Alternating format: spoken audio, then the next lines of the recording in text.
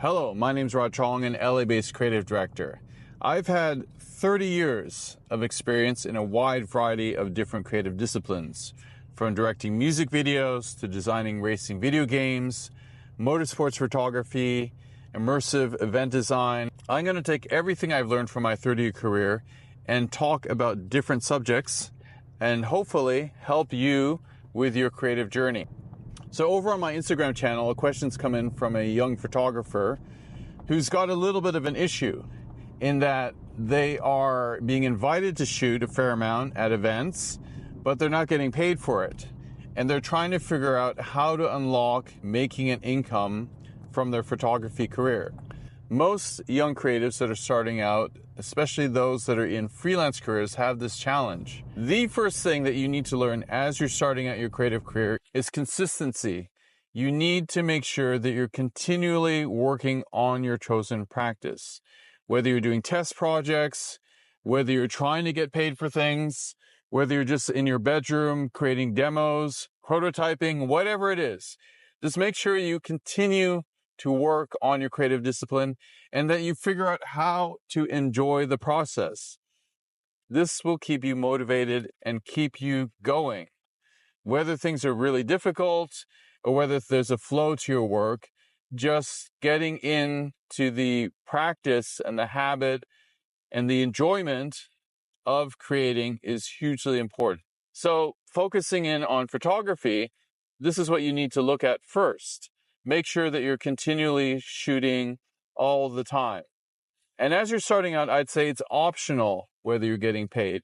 Figure out an income somewhere else where you don't have to compromise what you're doing, where you don't have to think too much about the jobs that you're accepting, but rather you're building up your creative vision, your practice, your set of tools as a creative. That's the first place to start.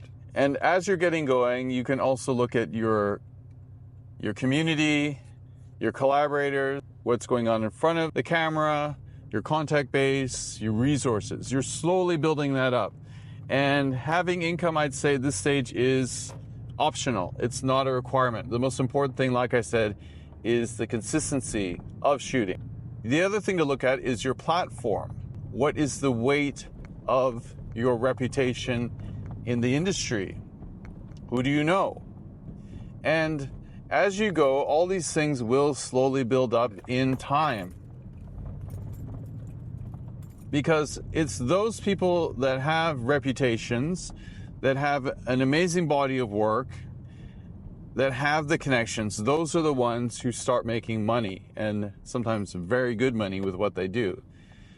So just to recap what I've said so far, your foundation is the consistency of what you're doing. You're always shooting. And then as you're doing that, you're building up your technique, you're building up your creative vision, you're building up your connections, your collaborators, your resources. And as a result of all this, hopefully you're doing good work, and then your platform is building up. People are starting to follow you, people are starting to take notice. Now, at some point, you're going to want to make that leap. You're going to want to start your freelance career. You're going to want to start to get paid for what you're doing. You need to look at the business pipeline here. Have you started an LLC? Have you registered a company? Have you got your taxes figured out? Maybe you're a sole trader. So you have to make sure that you set things up so that you can receive money and contracts. This sounds like a good time as well to have a professional website and to make sure that you're registered for taxes, for business. You've got all the back end set up so that you can be considered a professional. Do you have an invoice template? Do you have a contract template? All these things need to be set up. If you haven't figured this stuff out and you are coming across as a disorganized artist, people are not going to take you seriously. It's going to be much harder for you to be paid and to make a living unless you've got the professionalism aspect of your creative business set up. And yes, you need a website, a professional website. Prospective clients need to be able to find you. Prospective clients need to be able to look at your portfolio. So all this stuff needs to be set up very professionally. You might need a logo as well. The more professionally you set yourself up, the greater the chance is that you're going to be taken seriously for the services that you're offering. The same goes for your prices. As you're starting out, you probably don't want to be charging the hugest amount of money, but you're able to at least set up the level of respect in a business sense to get paid. And your prices need to be set up. If someone says, okay, how much do you charge for X photographic service? Are you going to hum and haw and not be sure and get all weird and uncomfortable? Or are you going to be very professional and say, okay, here's my rate? You could even have a pricing sheet that's available to prospective clients that have everything laid out very professionally. And that's another way that people are going to take you more seriously. And of course, the question comes up, how do I get clients? Well, first off, there's the organic way where you slowly build up your contacts. You're a person that is active in scenes, in communities, you're present at events, and you know people. It's very important for you to understand that it's your contact base that will determine whether you're going to get business or not, who you know.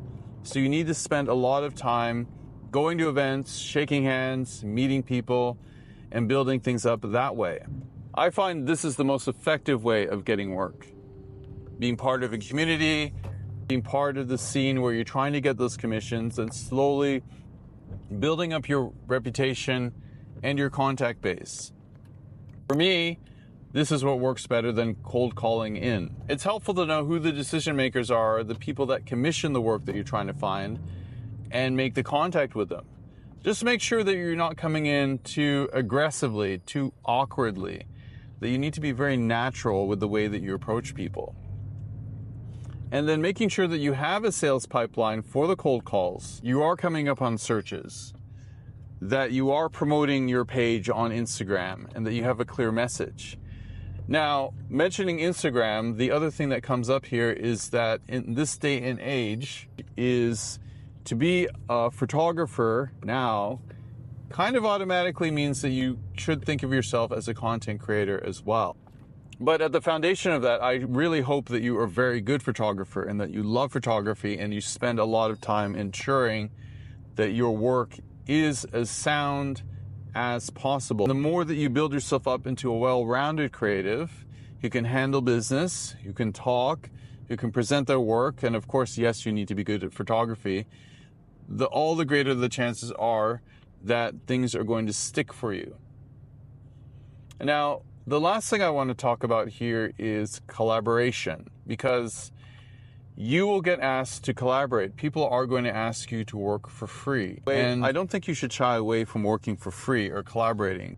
There's a way you should look at it, that you should be down to help your friends or to get involved in an amazing artistic project that is going to allow you to show what you're good at. It's good to do free projects from time to time and get involved with people. If there's someone you want to work with, or it's just a really exciting project, but there's no budget behind it, get together with people and shoot. Remember, you should always be shooting all the time and make sure that you are doing high quality, exciting projects. And sometimes those high quality, exciting projects don't have budgets, and that's okay. Just make sure you balance things out. The thing I'd advise you against doing is working for very tiny amounts of money. This doesn't really work. I would say keep to your rates or work for free because it's a cool project, because you like the people, because it's good for your portfolio, because it's an area you want to get into. And mix those two things up. It's the middle ground where you're willing to be paid next to nothing that I think is going to cause issues with people's perceptions of you, that you're someone that works for cheap.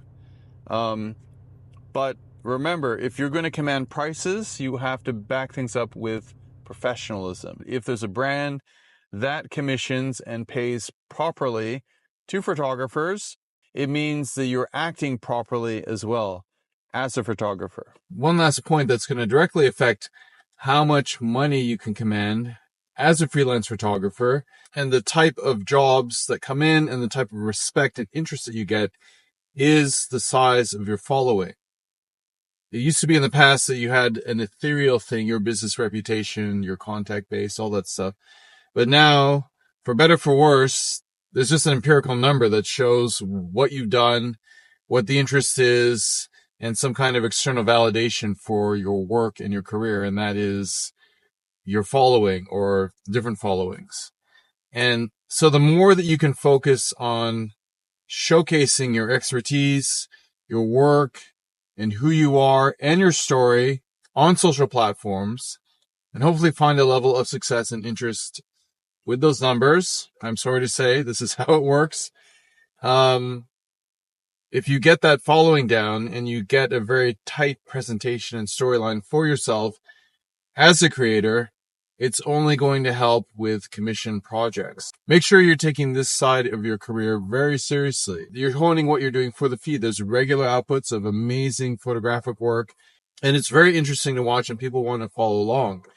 And even better is if you can talk and show yourself in front of the camera a little bit as well. You don't have to.